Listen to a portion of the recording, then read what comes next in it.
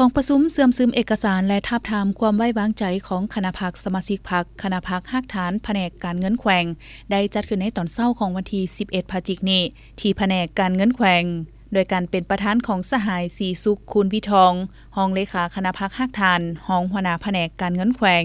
มีบรรดาคณะพรรครากฐานเลขารองเลขาหน่วยพรรคและสมาชิกพรรคสมบูรณ์3ห้องเข้าร่วม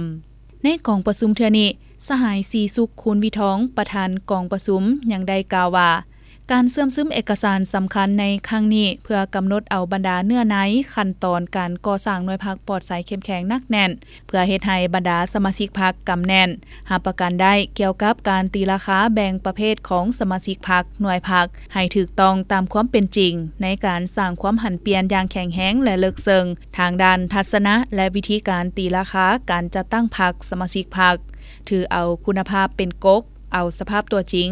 ถือเอาผลสำเร็จในการจัดตั้งปฏิบัติเวียกงานเป็นไม้ลาวัดแทกตามมาตรฐานที่ได้กำหนดไว้ในคำแนะนำเกี่ยวกับการก่อสร้างหน่วยพรรคปลอดภัยเข้มแข็งนักแน่นได้ดำเนินไปอย่างเป็นระบบถูกต้องสอดคล้องกับสภาพตัวจริงอย่างตั้งหน้าพร้อมทางได้เผยแพร่กฎระเบียบพรรคสมัยที่11บางหมวดบางมาตรา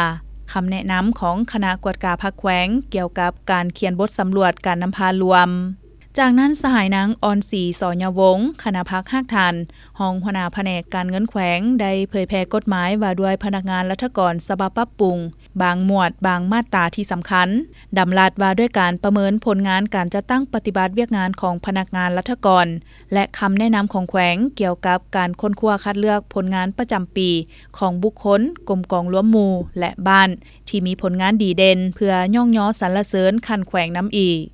จากนั้นคณะรับผิดชอบได้ชี้แจงและแนะนำหลักการวิธีการขั้นตอนเป้าหมายผู้เข้าร่วมทาบทามตามระเบียบการทาบทามความเชื่อมั่นไว้วางใจและการกำหนดเวลาเพื่อเป็นบ่อนอิงให้แก่สมาชิกพรรคได้ใช้สิทธิ์ของตนเพื่อทาบทามความเชื่อมั่นไว้วางใจต่อการชี้นำพาของคณะพรรคสมาชิกพรรคผู้ที่มีตำแหน่งงาน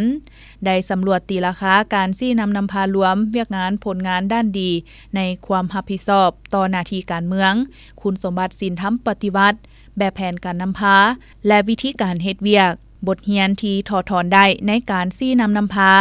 มาตรการและวิธีแก้ไขจุดอ่อนข้อคงค้างในต่อหน้าเพื่อให้สมาชิกพรรคได้ตำหนิส่งข่าวก่อสร้างช่วยเหลือซึ่งกันและกันพร้อมทั้งให้คะแนนด้วยความปิดลับ